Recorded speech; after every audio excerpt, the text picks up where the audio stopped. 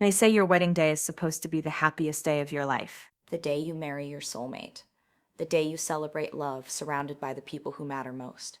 The day everything you've dreamed about since you were a little girl finally comes true. I believed that. God, I believed it so completely. I spent 18 months planning every detail, chose the perfect venue, a restored Victorian mansion overlooking the Hudson River, found the dress that made me cry the first time I tried it on, tasted 47 different cake samples until Ryan and I agreed on the lemon lavender that tasted like summer. I made spreadsheets, color-coded timelines, a seating chart that took 3 weeks because I needed everyone to be comfortable, everyone to be happy, because that's who I am. Emma Harrison, the girl who makes sure everyone else is okay. The peacekeeper, the planner, the one who believes if you just work hard enough, care enough, love enough, everything will turn out right.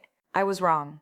My wedding day was supposed to be the happiest day of my life. Instead, it became the day I learned that the two people I loved most in the world had been lying to my face for 8 months, my fiancé and my best friend. This is the story of how I found out, how I made a choice in 3 hours that most people don't make in 3 years, and how I turned what should have been my wedding into something else entirely. My name is Emma Harrison, and this is the day I stopped being the girl who made everyone else comfortable. It started 15 years ago. I was 13. New school. 7th grade. That horrible age where everyone already has their groups and you're the outsider trying to figure out where you fit. Chloe Mitchell sat behind me in English class. She had this confidence I envied, wore her curly red hair in a messy bun that somehow looked intentional, laughed loud, and didn't care who heard. When Mrs. Peterson asked me to read aloud and I stumbled over the word ephemeral, Chloe leaned forward and whispered, "Eco-femeral, don't let her intimidate you." After class, she caught up with me in the hallway. "You're Emma, right? You just moved here?" I nodded, clutching my books like a shield. "Cool. Want to eat lunch with me?" Fair warning, my friends are weird, but in a good way. That was it. That was how Chloe became my person. We were inseparable through middle school, high school, college. We even went to the same university, got an apartment together, sophomore year. She was there when my mom got diagnosed with breast cancer junior year, held my hand through the surgeries, the chemo, the terrifying 6 months when we didn't know if she'd make it. She was there when I got my first real job after graduation, marketing coordinator at a tech startup, celebrated with cheap champagne in our tiny apartment.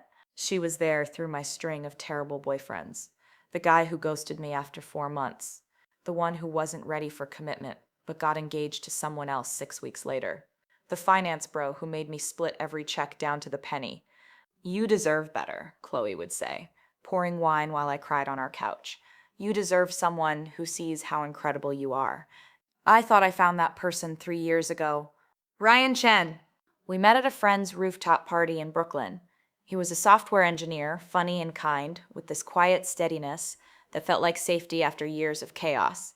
He actually listened when I talked, remembered small things that I liked my coffee with oat milk, that I was afraid of dogs because I got bitten as a kid, that my favorite movie was The Princess Bride and I could quote it start to finish. On our third date, he brought me a book I'd mentioned wanting to read, not a Kindle gift card, the actual hardcover book, with a bookmark that said, "For Emma, who deserves stories with happy endings." I called Chloe that night giddy. "He's different. I really think he's different." "Then don't screw it up," she laughed, "but also, I need to meet this guy and make sure he's not secretly a serial killer." She met him 2 weeks later. The three of us got dinner at this Thai place in the East Village. I was nervous. I needed Chloe to like him. Her opinion mattered more than anyone's. They got along immediately. Too well, maybe. But I didn't think that then. I was just relieved. Chloe gave her approval. "He's good, Em. Like, actually good. Don't let this one go." Ryan proposed 14 months later. We'd gone upstate for a weekend. Rented a cabin near a lake. It was October. Peak fall colors, the kind of setting that looked like a screensaver. He proposed at sunset on the dock. The ring hidden in a box that looked like a vintage book. A callback to our third date. "Emma, you're my favorite story," he said, voice shaking. "And I want to spend the rest of my life finding out how it ends." I said yes before he finished the sentence. I called Chloe from the car on the way back to the city, screaming into the phone. He proposed. Chi. Chloe, he proposed. Her squeal was so loud. Ryan heard it from the driver's seat. Oh my God, Emma, let me see the ring. FaceTime me right now. We talked for an hour about the proposal, the ring, the wedding we'd start planning. She was as excited as I was, maybe more. I can't believe my best friend is getting married, she kept saying. This is everything. You deserve this. You deserve all of it. 2 weeks later, I asked her to be my maid of honor. We were at brunch, our Sunday ritual. Mimosas and overpriced avocado toast at our favorite spot in Williamsburg. I slid a small box across the table. Inside was a bracelet with a charm that said Maid of Honor. Chloe, I can't imagine doing this without you. You've been there for everything. Will you stand next to me when I marry him? She cried. Actually cried. Mascara running. Ugly crying in the middle of a crowded restaurant. Yes. God, yes.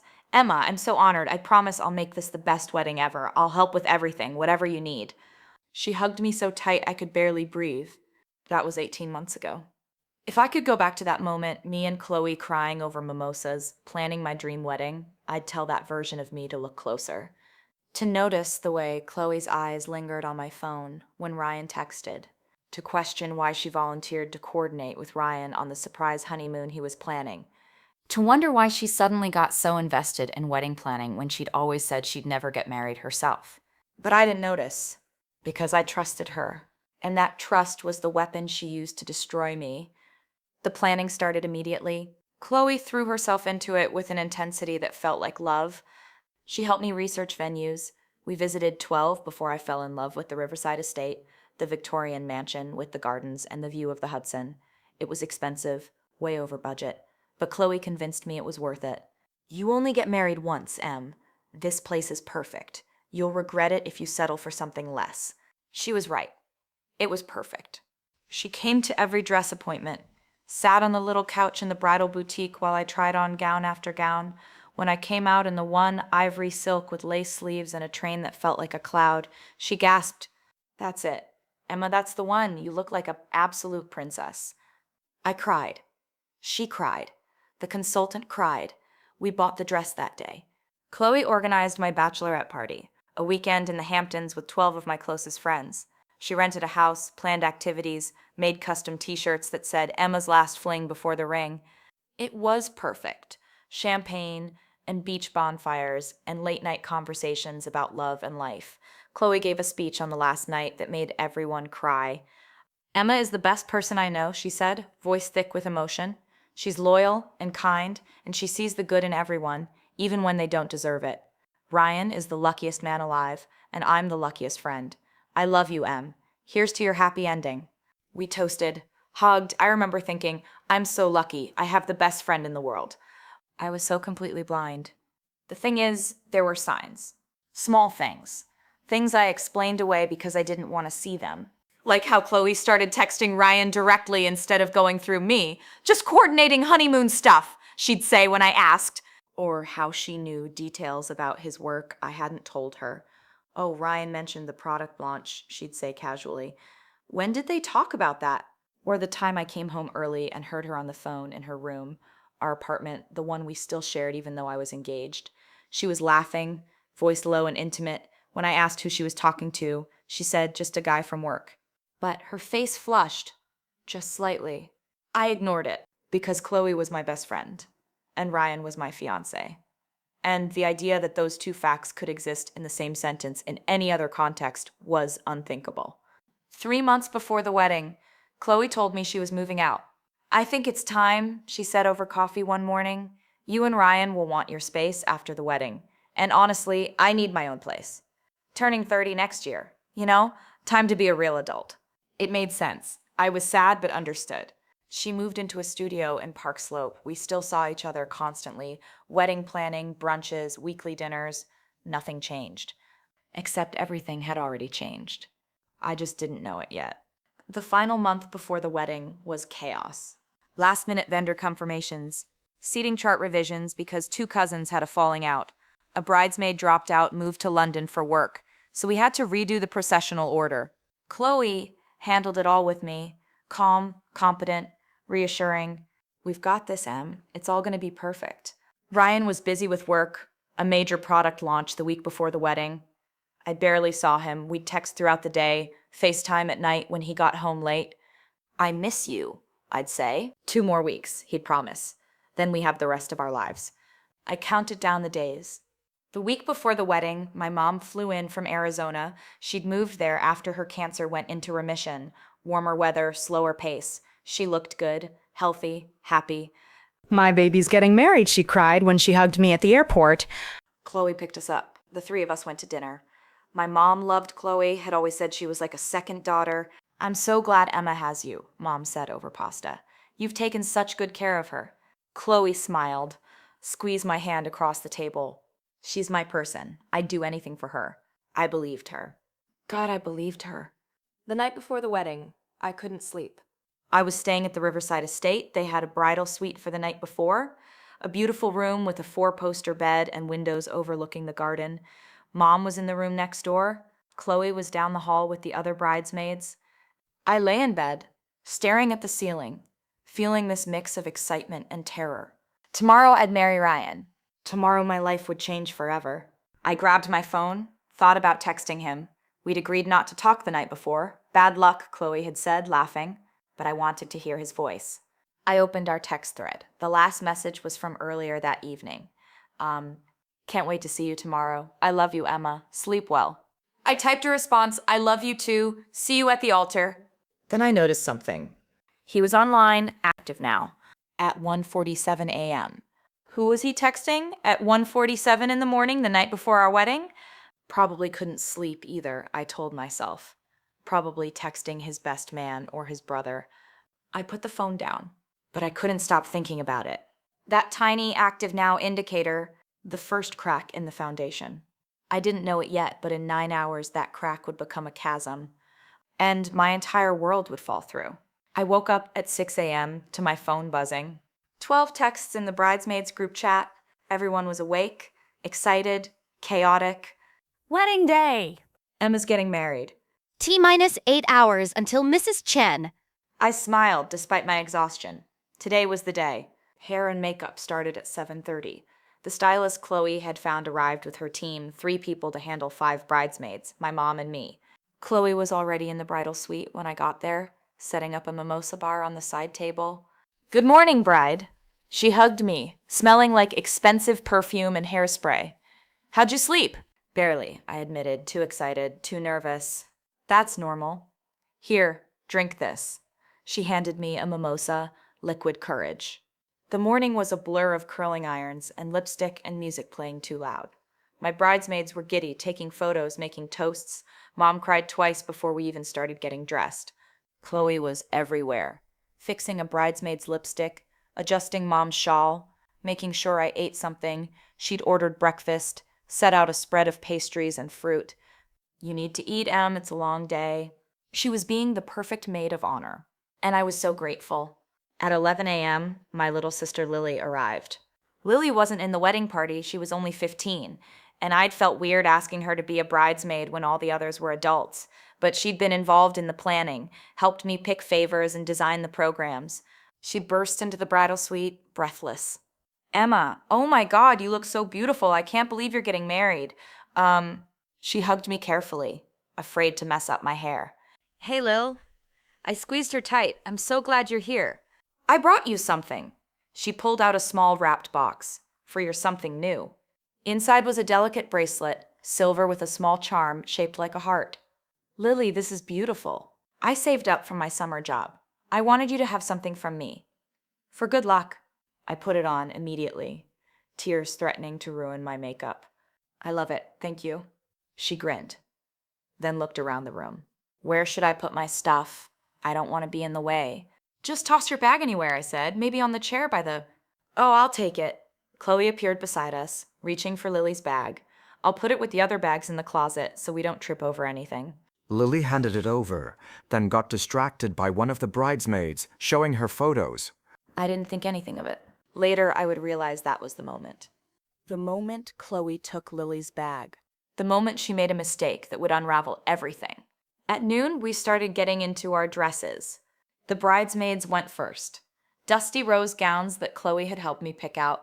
They looked beautiful, elegant, everything I'd imagined. Then it was my turn.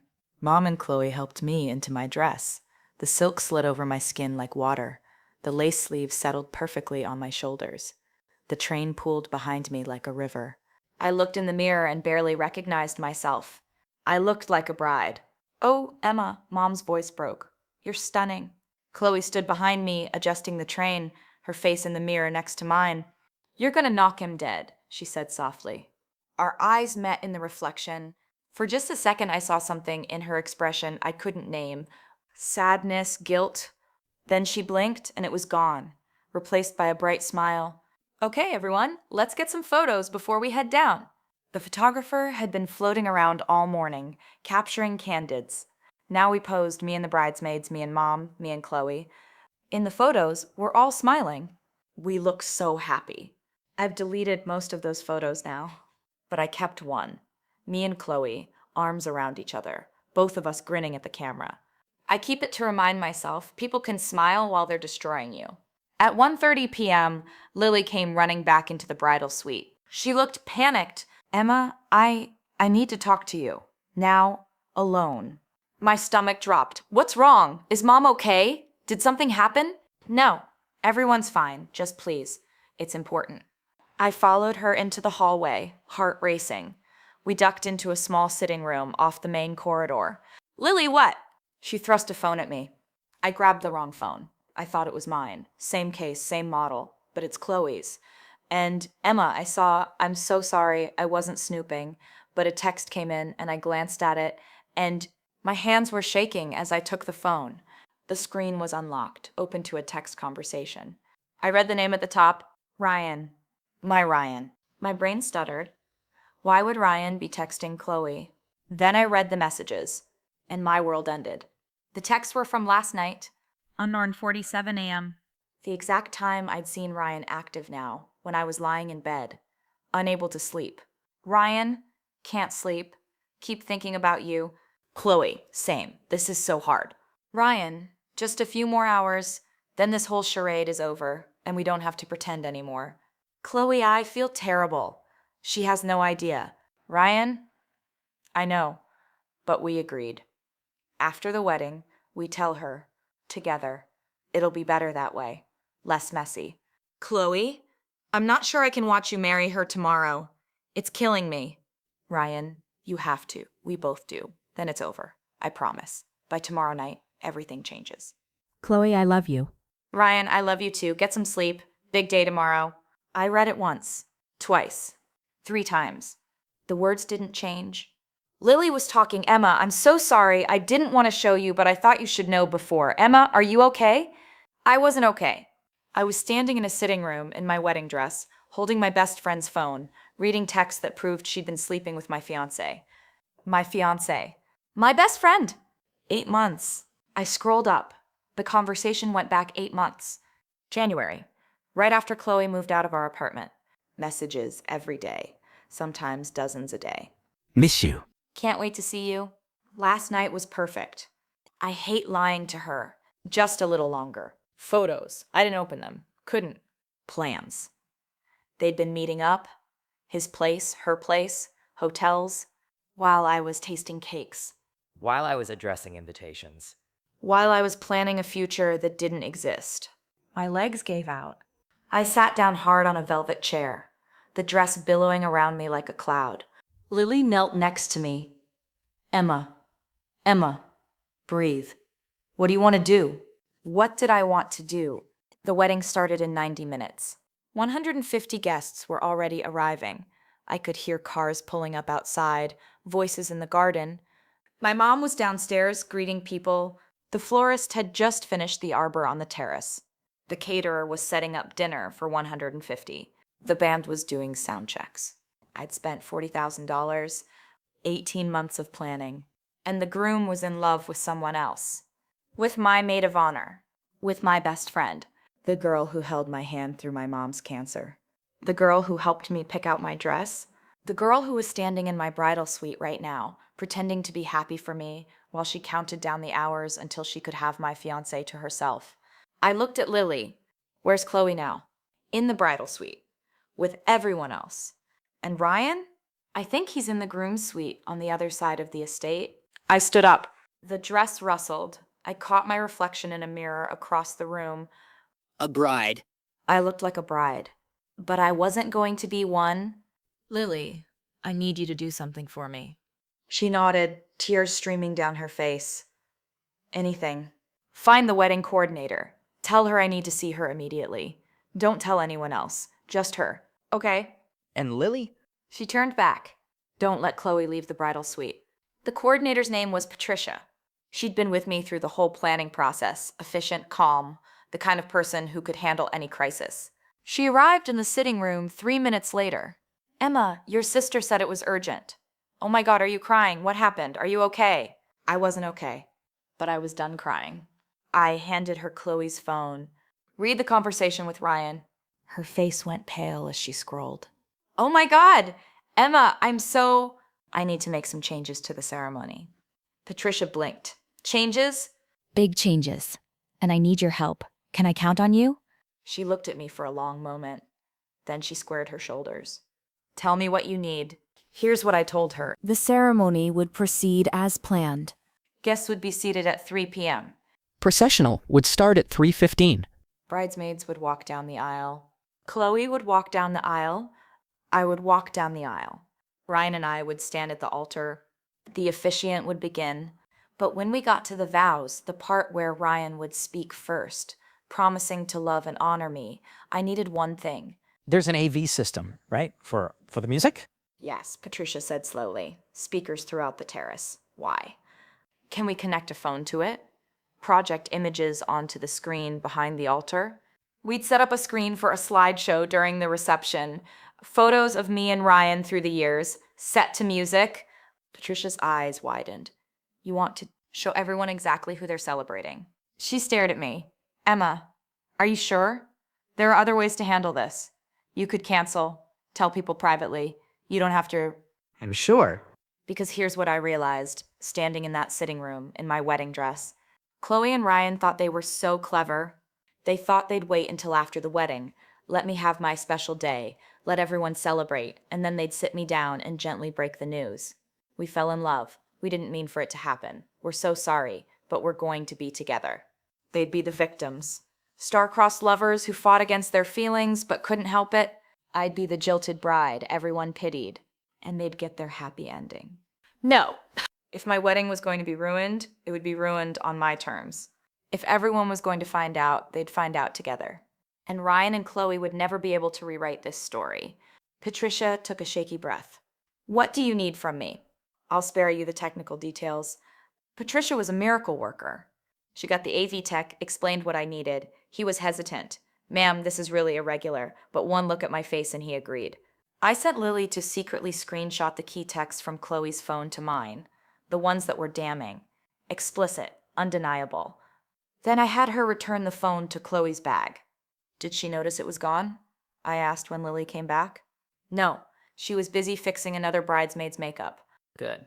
Patricia helped me craft what I'd say. We kept it simple, direct. And then we waited. I went back to the bridal suite. Chloe looked up when I walked in. There you are. We were wondering, oh my God, you've been crying. Emma, what's wrong? Everyone stopped. 5 bridesmaids, my mom, all staring at me with concern. I smiled. It felt like my face was cracking. Just overwhelmed. Happy tears, Can't believe it's actually happening. My mom hugged me. Oh, sweetheart, it's okay to be emotional. This is a big day. Chloe put her arm around me. You're going to be amazing. Ryan is so lucky. I looked at her, really looked at her. She looked back with those big green eyes, so earnest, so loving.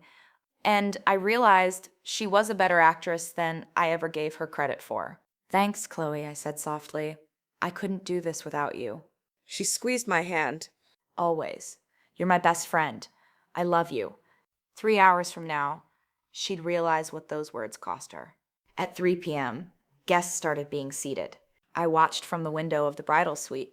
150 people, friends, family, co-worker, Ryan's parents, his brother, his college roommate, my aunts and uncles, cousins, old friends from high school I hadn't seen in years. They were all here to celebrate a marriage that would never happen. I felt bad for them. for about 30 seconds. Then I remembered they'd understand soon enough. At 3:10, Patricia came to get us. It's time. The bridesmaids lined up. Chloe checked everyone's bouquets, straightened a strap, gave last-minute pep talks. She came to me last. You ready? I nodded. You look perfect, Em. Absolutely perfect. She kissed my cheek. I let her. Then we walked downstairs. The ceremony was on the terrace. Rows of white chairs. An arbor covered in roses and peonies. The Hudson River glittering behind it. The screen I'd requested was set up behind the altar, blank for now, waiting. I stood at the entrance with my mom, who'd walk me down the aisle. She was crying already. I'm so proud of you, baby. So happy for you. I squeezed her arm. I love you, Mom. The music started. Pachelbel's Canon in D. The bridesmaids began their walk, one by one, slow and measured, smiling at the guests. Then Chloe. She walked alone, the maid of honor, wearing a dress that matched the others, but somehow looked better on her. She caught my eye as she passed, winked, gave me a thumbs up. Then she took her place at the altar, facing the aisle, waiting for me. Ryan was already there, standing under the arbor, gray suit, lavender tie that matched my bouquet. He looked nervous, excited. He looked like a man about to marry the woman he loved. From where I stood, I couldn't see his face clearly, but I knew in 90 seconds I'd see it up close, and in 3 minutes, I'd destroy it. The music shifted. Bridal chorus. Wagner, my cue. Mom and I stepped forward. Every head turned. I walked slowly. One step, pause. Another step, pause. My dress was heavy. The train dragged behind me. People were smiling. Some were crying. I saw Ryan's mom dabbing her eyes. I saw my college roommate holding up her phone, recording. I saw Chloe watching me with that same weird expression I'd caught in the mirror earlier. And I saw Ryan. He was staring at me like I was the only person in the world. Like he loved me. Maybe he did, in some twisted, compartmentalized way, but not enough. Never enough. I reached the altar. Mom kissed my cheek, whispered, "I love you," and took her seat in the front row. I stepped up next to Ryan. He took my hands. "You're so beautiful," he whispered. I didn't respond.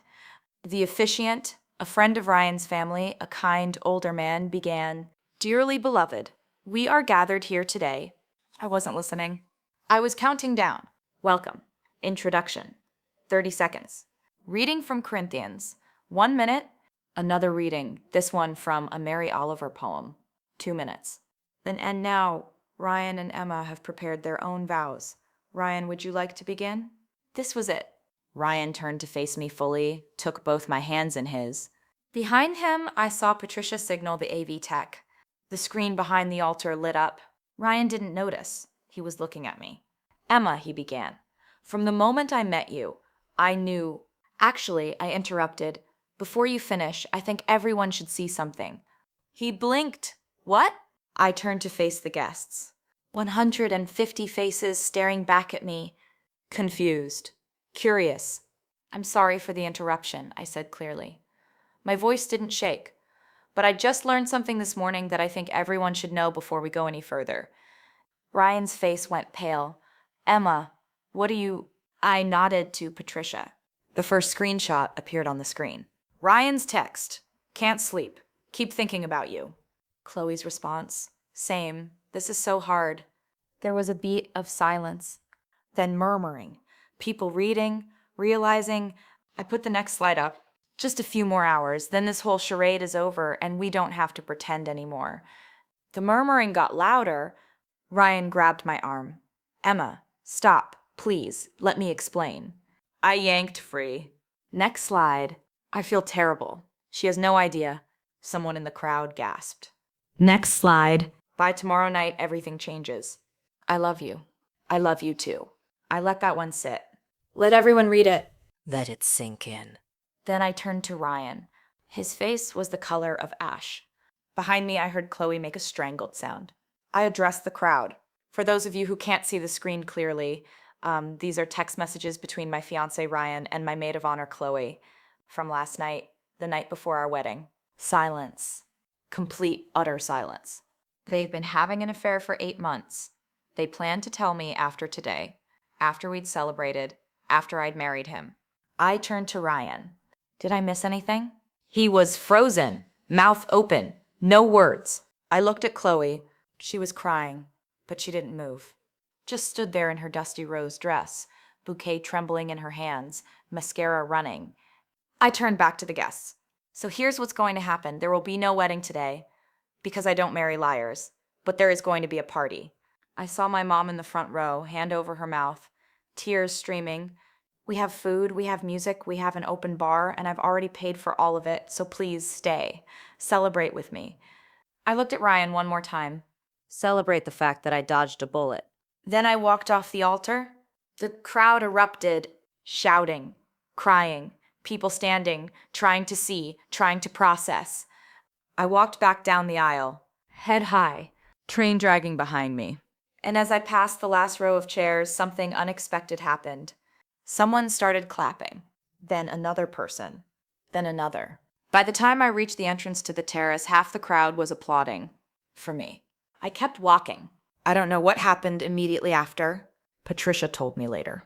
Ryan tried to follow me, got about 3 steps before his brother grabbed him, pulled him aside. There was shouting, accusations. Ryan's mother was hysterical.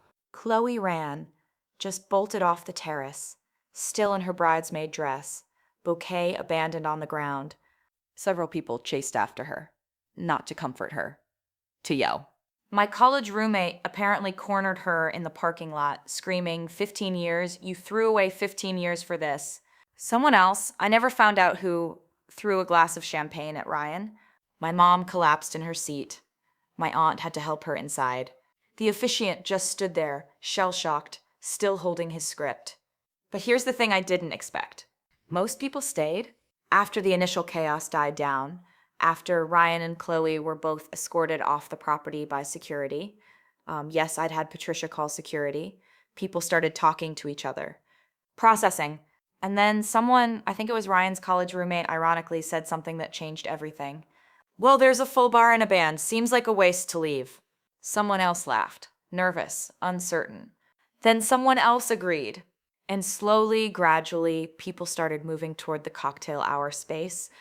The party I'd paid for was going to happen, just not the party anyone expected. I was in the bridal suite when Patricia found me. I'd locked myself in, sitting on the floor in my wedding dress, too numb to cry anymore. She knocked gently. Emma? It's me. I let her in.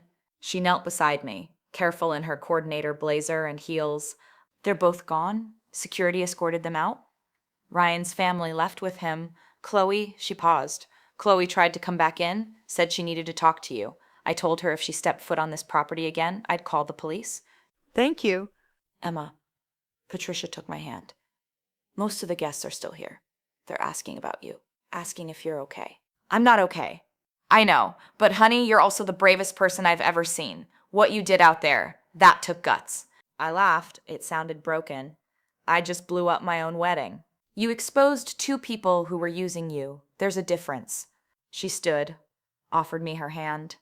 Now, you have a choice. You can stay in here, let them have the party without you. Or you can get up, walk downstairs, and show them that you're not destroyed, that you're still standing. I looked at her. I don't know if I can. Yes, you can. You already did the hard part. She was right. The hard part wasn't what came next. The hard part was standing at that altar, looking at Ryan and choosing myself. Everything after was just showing up. I stood. Patricia helped me fix my hair, wipe my mascara, reapply my lipstick. I looked in the mirror, still in my wedding dress. Still looked like a bride. But now I was something else. A survivor. Ready? Patricia asked. I took a breath. Let's go. The terrace had transformed. The ceremony chairs were gone. Cocktail tables had been set up. The bar was open. The band who'd been hired for the reception was playing soft jazz. And people were there. Not everyone. Maybe 90 of the original 150. But 90 people who decided to stay. When I walked out, the music stopped. Everyone turned. For a horrible second, I thought they were judging me, pitying me. Then someone started clapping. My college roommate, Sarah. Then my cousin, Marcus. Then more people. They were applauding. Again. I stood there frozen as 90 people gave me a standing ovation on what was supposed to be my wedding day. My mom pushed through the crowd, grabbed me, held me so tight I could barely breathe. "I'm so sorry," she whispered. "I'm so sorry. It's not your fault." I loved her like a daughter. I never saw it, never suspected.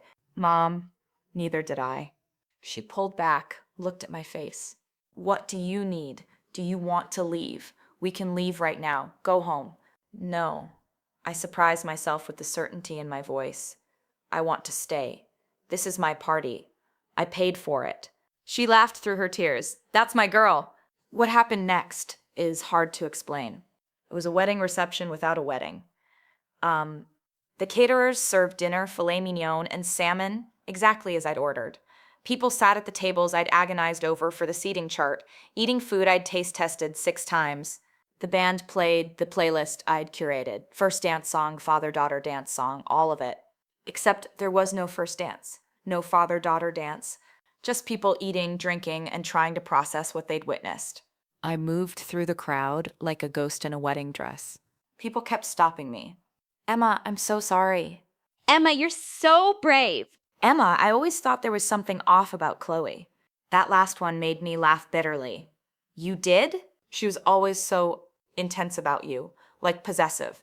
I thought it was just friendship, but now the woman trailed off, uncomfortable. I thanked her and moved on. My bridesmaids, the ones who weren't Chloe, clustered around me like protective birds. "We had no idea," Jennifer said, mascara smudged from crying. "Emma, I swear, if we'd known—" "I know. It's okay." "It's not okay," Sarah burst out. "She was supposed to be your best friend. She stood up there pretending to be happy for you when all along she couldn't finish." I hugged them, let them rage on my behalf. It felt good, having people be angry for me instead of at me. Lee stuck to my side all night. 15 years old, fierce, protective. "I'm glad I found the phone," she said quietly. "I'm glad you didn't marry him." "Me too, Lil, me too." Around 8 p.m., my cousin Marcus, who'd clearly had several drinks, stood up and tapped his glass. "Excuse me, everyone. Can I have your attention?" The room quieted. Oh no. What was he doing? I know this wasn't the party we expected tonight, and I know Emma's going through hell, but I just want to say he raised his glass to Emma, who just showed more courage in one afternoon than most of us show in a lifetime, who refused to be a victim, who chose herself. He looked at me across the room. "You're a badass, cuz, and anyone who can't see that doesn't deserve you." People cheered, clinked glasses. I felt tears coming again, but they were different this time. Not devastation, relief.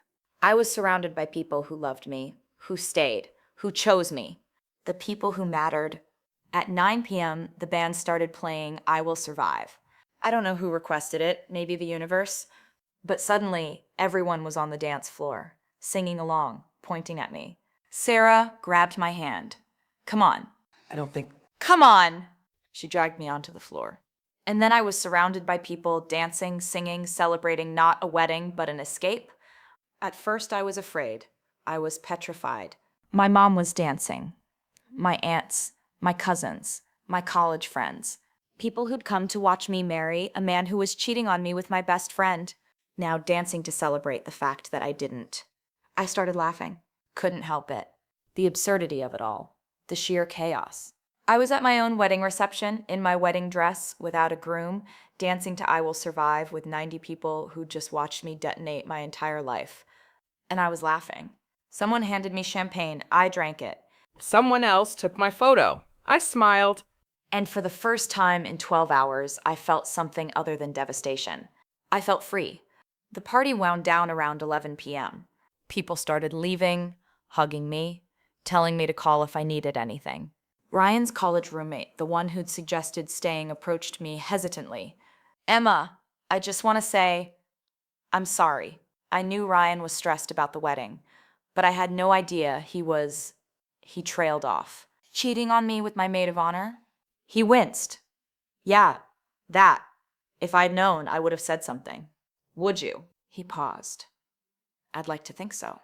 I appreciated the honesty. "For what it's worth," he continued, "I always thought you were too good for him. I told him that once, actually. after your engagement. Said he was punching above his weight. I smiled. Thanks. He left. By midnight, it was just me, my mom, Lily, Patricia, and a few stragglers. The band was packing up. The caterers were cleaning. I stood on the terrace, looking at the Hudson River, the lights reflecting on the water.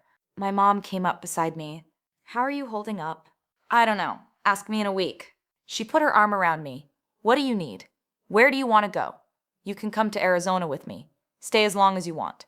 I think I just want to go home. Your apartment? I'd moved into a new place 3 months ago. A 1-bedroom in Brooklyn. My first solo apartment. I'd been so excited, thinking it would be temporary. Just until the wedding. Then Ryan and I would find a place together. Now it was just mine. Yeah. Home. Okay, let's go. Patricia appeared with my stuff. My purse, my phone, which I'd ignored all night, my street clothes.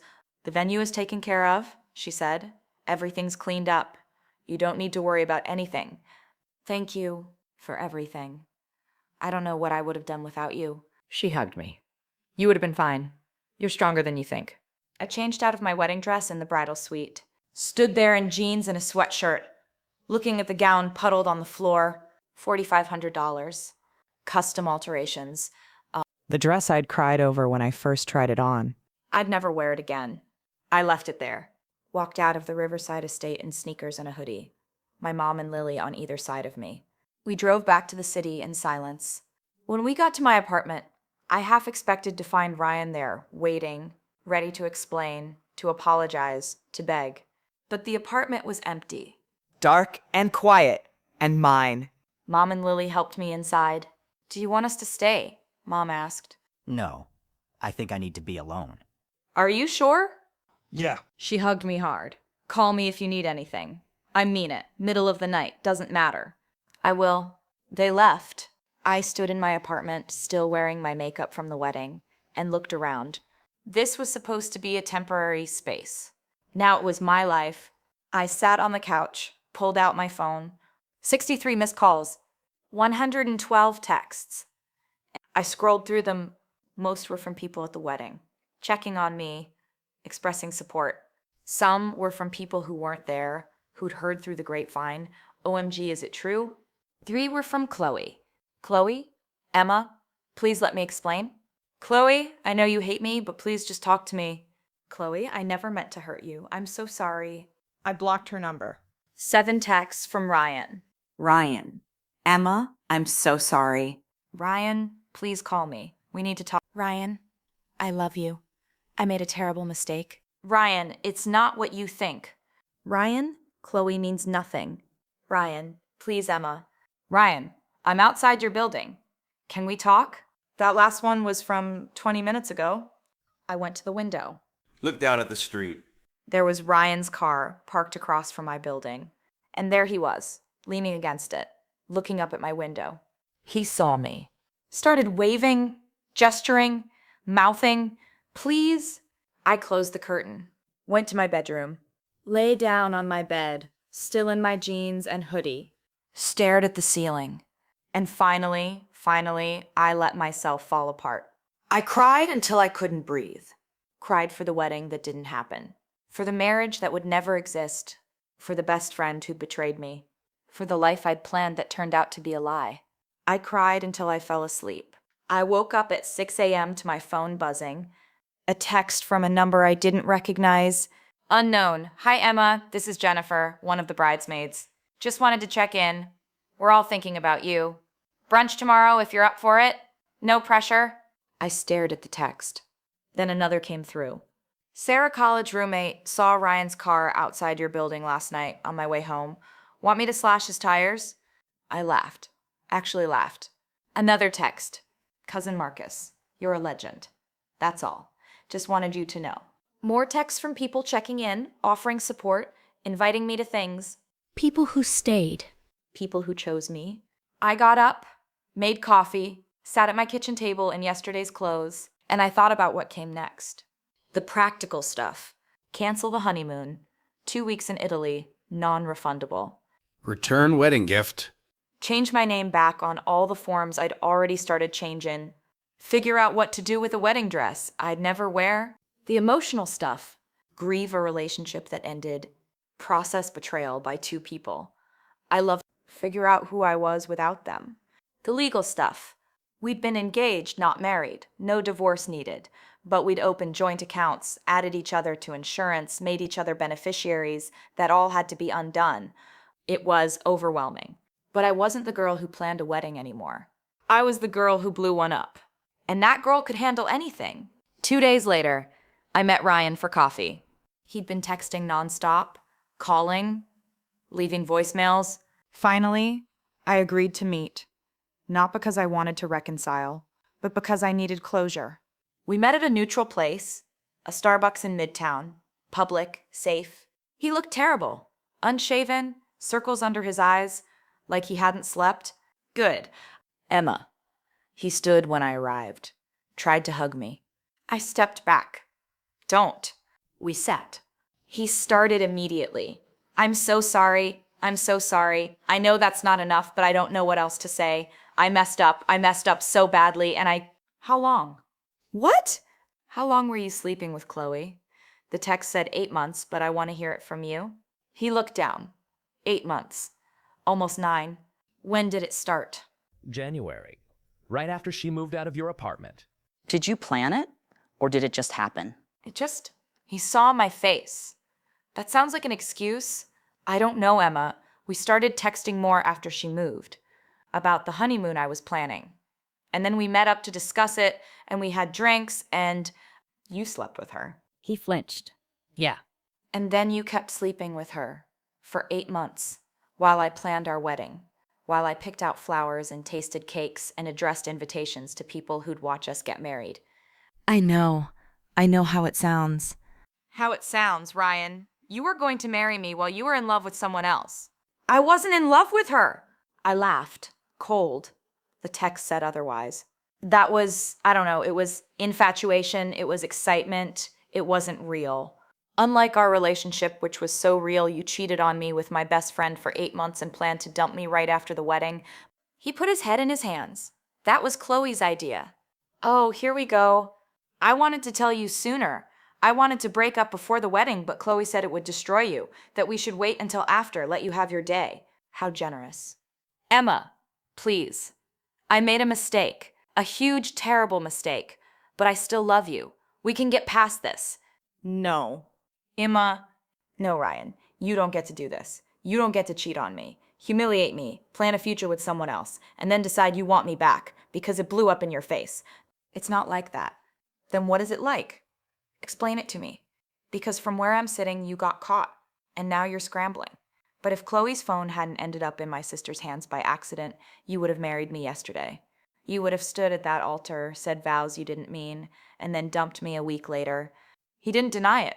Couldn't. What about Chloe? I asked. Where is she? I don't know. She's been calling, but I'm not answering. Why not? I thought you loved her. I don't. I told you. It wasn't real. So you used her too? He stopped. You used both of us, I continued. Me for the stable relationship, the respectable future, her for the excitement, the affair. And now that it's all blown up, you don't want either of us. You just don't want to be alone. That's not fair. Fair? You want to talk about fair? I leaned forward. You took 8 months from me, Ryan. 8 months where I could have been healing, moving on, finding someone who actually loved me. Instead, I spent them planning a wedding to a man who was sleeping with my best friend. I stood up. We're done. Don't call me. Don't text me. I'll send you a list of stuff I need from the joint accounts, and then I never want to hear from you again. Emma, wait. Goodbye, Ryan. I walked out. And this time, I didn't look back. A week later, Chloe showed up at my apartment. I don't know how she got past the buzzer. Maybe she tailgated someone. I heard a knock, looked through the peephole. There she was. I almost didn't open the door. But then I realized I had things I needed to say. I opened it. She looked worse than Ryan. Eyes swollen from crying, hair unwashed, wearing the same clothes I'd seen her in on Instagram 2 days ago. Emma, thank God, I've been trying to reach you. I blocked your number. I know, I'm sorry, I needed to explain. Explain what exactly? How you've been sleeping my fiancé for 8 months. How you helped me plan a wedding to a man you were sleeping with. How you stood next to me as my maid of honor while you were counting down the hours until you could have him. She started crying. I never meant for it to happen. How did it happen, Chloe? I'm genuinely curious. Did you trip and just magically happen? Did he accidentally slip into your bed? Don't do that. Don't be cruel. I'm being cruel? That's rich. Emma, please. You're my best friend. I was your best friend. My voice cracked. 15 years, Chloe. 15 years. You were there for everything. My mom's cancer, my shitty boyfriends, my first real job. I loved you like a sister. I loved you too. No, you didn't. Because if you loved me, you wouldn't have done this. She sobbed, actual gut-wrenching sobs. I'm sorry. I'm so sorry. I don't know what happened. We started talking more after I moved out, and it just escalated. And then I was in too deep, and I didn't know how to stop. You could have told me. Any time in 8 months, you could have been honest. I was scared. I didn't want to lose you. So instead, you let me plan a wedding to a man you were sleeping? You let me spend $40,000? You stood at that altar in a bridesmaid dress and smiled while I walked down the aisle to marry him? She had no answer. What was the plan, Chloe? After the wedding? You were going to comfort me when he dumped me, be my shoulder to cry on? And then what? 6 months later? Oh, Emma, I have news. Ryan and I started dating. I hope you're okay with it. Her silence was confirmation. Get out, Emma. Get out. She didn't move. So I did. I walked past her, out of my own apartment, and stood in the hallway. I'm calling building security. You have 60 seconds to leave. She left, crying, broken, apologizing. I didn't care. I watched her walk to the elevator, watched the doors close. Then I went back into my apartment and locked the door. The thing about betrayal is that it doesn't end clean. There's no moment where you wake up and it doesn't hurt anymore. No magical deadline where you're over it. It seeps into everything. I'd be at the grocery store and see the brand of wine Chloe and I used to drink. My chest would tighten. I'd be watching TV and a commercial for engagement rings would come on. I'd change the channel. I'd be at work and someone would mention their upcoming wedding. I'd smile and congratulate them and feel nothing. My therapist? Yes, I started therapy, said it was normal. You're grieving 2 relationships at once, she explained. The romantic one with Ryan and the platonic one with Chloe. That's a lot to process. I should have seen it coming. How? I don't know. Signs. Red flags. Emma, people who betray us don't wave red flags. They're careful. They hide it. That's why it works. I feel stupid. You're not stupid. You're trusting. That's different. Trusting is stupid. No. Trusting the wrong people is painful, but it doesn't make trust itself wrong. I didn't believe her. Not then. 3 months after the wedding, I got a package. No return address. Inside was my wedding dress, the one I'd left at the Riverside estate, and a note from Patricia. Dear Emma, I had this professionally cleaned and preserved. I wasn't sure if you'd want it, but I thought you should have the option. You were the bravest bride I've ever worked with. Wishing you all the best. Minnie P. We ask Kajer Tupisu. Bat full pie loft to Blake too. Kimi der four pies five. We've pied, but I stared at the box for a long time. Then I called Sarah, my college roommate. Want to come over? I have an idea. We had a funeral for the dress. Sounds dramatic. I know. But Sarah brought 2 other friends. We opened a bottle of wine, ordered pizza, and we cut up my wedding dress. Not violently, not angry. Carefully, intentionally, we turned it into something else. Sarah, who was crafty, helped me make pillows out of the lace sleeves. Another friend made a quilt square from the bodice. I kept a small piece of the train, framed it with a photo from that day, not me and Ryan, but me and my mom, both of us smiling. The rest we donated to a charity that makes burial gowns for infants.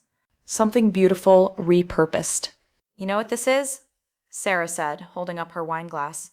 This is you taking back your narrative. My narrative. Yeah. Ryan and Chloe tried to write your story. They were going to make you the clueless bride who got dumped after the wedding. Poor Emma. But you didn't let them. I just didn't want to marry a cheater. No. You stood at that altar and chose yourself. That's incredibly powerful. I looked at the pieces of my dress spread out on my living room floor. Something that was supposed to represent a beginning, now representing an ending. Or maybe both. You're gonna be okay, Sarah said quietly. You know that, right? I didn't. Not yet, but I was starting to believe it might be possible. 6 months later, I ran into Chloe at a coffee shop in Brooklyn. Total accident. I was meeting a friend. She was in line ahead of me. She saw me first. Froze. For a second, I thought about leaving, turning around and walking out. But then I realized I didn't have to. This was my neighborhood, my coffee shop. She was the one who should leave. I got in line behind her. She turned. Emma. Hi. Chloe? Awkward silence. How are you? She asked. Fine. Good, that's good. I'm glad. She looked different, thinner, hair shorter, like she'd tried to become a different person. I wanted to reach out, she continued, voice low, so many times, but I didn't think you'd want to hear from me. I don't. She flinched. Right? I want you to know I think about you every day, about what I did, and I'm sorry. I know sorry isn't enough, but you're right. It isn't. The barista called her name. She grabbed her coffee, hesitated. Are you happy? She asked. I thought about it. Was I happy? I was healing, learning to trust again, building a life that was mine, not ours. I'd started dating someone new. Nothing serious yet, but he was kind, honest, made me laugh. I'd reconnected with old friends I'd neglected during wedding planning. I'd gotten a promotion at work. I'd moved into a bigger apartment. I wasn't the same person I was on what should have been my wedding day. I was different. Stronger, maybe. More careful, definitely. But happy? Getting there. I said. Chloe nodded. Good. You deserve that. She left. I watched her go, and I felt nothing. Not anger, not sadness, just nothing. She didn't matter anymore. That's when I knew I'd actually moved on. People ask me sometimes if I regret how I handled it, if I wish I'd canceled the wedding privately instead of exposing them publicly. The answer is no. Because here's what I learned. When people betray you, they count on your silence. They count on you being too polite, too embarrassed, too hurt to tell the truth. They count on you protecting them even when they didn't protect you. Ryan and Chloe thought they could control the narrative, thought they'd get to be the sympathetic couple who fell in love and had to make hard choices. I took that away from them. I made sure everyone knew exactly what they'd done. And yeah, it was messy, it was dramatic, it was public, but it was also honest. They humiliated me, so I returned the favor, and I don't regret it for a second. My mom asked me once, a year after everything happened, do you think you'll ever be able to trust someone again? We were at dinner, just the two of us. She'd flown in to visit. I thought about it. I think I already do, I said. I trust my friends who stayed. I trust my family. I trust myself. What about romantically? That's harder, but I'm working on it. The guy I'd been dating, his name was Marcus. Different from my cousin Marcus, was patient. When I had panic attacks about him cheating, he didn't get defensive. He just held my hand and reminded me he wasn't Ryan. I think the trick is not letting what they did change who I am, I said. They were dishonest. That doesn't mean I have to be suspicious of everyone. That's very mature. Therapy helps. She laughed. I'm proud of you, you know? The way you handled everything. The way you're rebuilding. Thanks, Mom. Do you ever talk to Chloe? No. Never. Do you want to? I thought about the girl who'd sat behind me in English class at 13, who'd held my hand through my mom's cancer, who'd been my best friend for 15 years. That girl was gone. Or maybe she'd never existed. No, I said. I don't think there's anything left to say. Here's what happened to Ryan and Chloe. I heard through mutual friends they tried to make it work. Dated for a few months after the wedding disaster. But it turns out when your relationship is built on lies and sneaking around, it doesn't translate well to reality. They broke up 4 months later. Ryan moved to San Francisco for work. Last I heard, he was engaged to someone else. I don't know if he told her about me, about what he did. Probably not. Chloe moved to Portland, works at some startup. According to her Instagram, yes, I looked once in a moment of weakness. She has a dog now. Posts inspirational quotes about healing and growth. I blocked her after that. Some people don't get to watch you heal. 2 years after the wedding, I got married. For real this time. To Marcus. Not my cousin. the guy I'd been dating. We got engaged after a year and a half together. He proposed at the same lake where Ryan had proposed, a deliberate choice. I want to give you a good memory here, he said. Replace the bad one. I cried, said yes. We had a small wedding, 30 people, backyard ceremony, at my mom's house in Arizona. No bridesmaids, no groomsmen, just us, an officiant, and the people who mattered most. Sarah gave a speech that made everyone cry, laugh. I've known Emma through some shit. Bad boyfriends, worse haircuts, and one spectacularly imploded wedding. But through it all, she never lost herself. She never let betrayal make her bitter. And now she's marrying a man who actually deserves her. So, Marcus, no pressure. But if you mess this up, I know where you live. Everyone laughed. Marcus squeezed my hand. I won't, he said. And I believed him because this time was different. This time, I'd chosen someone who chose me back. Every single day. Without lies, without conditions. Just love. They say your wedding day is supposed to be the happiest day of your life. And my first wedding day wasn't. It was the worst day of my life. But it was also the day I learned something crucial. I could survive anything. Ryan and Chloe took 8 months from me. $40,000. A best friend. A future I'd planned. But they didn't take me. I'm still here. Stronger. Wiser. More careful about who I let into my life. But also more grateful for the people who stayed, who chose me, who loved me even when I was broken. So was my first wedding day the happiest day of my life? No. But my actual wedding day, 2 years later, in my mom's backyard, surrounded by 30 people who genuinely loved me, that day came close. Not because the party was perfect. Not because the dress was expensive. Not because it looked like a magazine spread. But because it was real. And honest. And mine. My name is Emma Chen now. And this time, I chose that name. Not because I was supposed to. Not because I spent 18 months planning it. But because I wanted it. I was supposed to marry a man who was cheating on me with my best friend. I found out 3 hours before the ceremony, and I stood at that altar in front of 150 people and chose myself. Was I the hero in this story? Was Chloe the villain? Or were we both just people making impossible choices, her to choose desire over loyalty, me to choose exposure over silence? I don't have all the answers. I just know that sometimes the worst day of your life is also the day you learn exactly who you are and who you want to be. The quiet reckoning doesn't always come with clarity. Sometimes it just comes with a choice and the courage to make it. Even when it ruins everything, especially then. If this story resonated with you, if you've ever been betrayed by someone you trusted, if you've ever had to choose yourself when it cost you everything, you're not alone. This channel is for people who understand that revenge isn't always loud. Sometimes it's quiet, calculated, and absolutely devastating. Subscribe to The Quiet Reckoning for more stories where betrayal meets consequence, where the underestimated become unstoppable, and where silence breaks louder than screams. New story every week. Because karma doesn't forget. And neither should you. Hit that subscribe button. You'll want to see what happens next. The quiet ones, we're just getting started.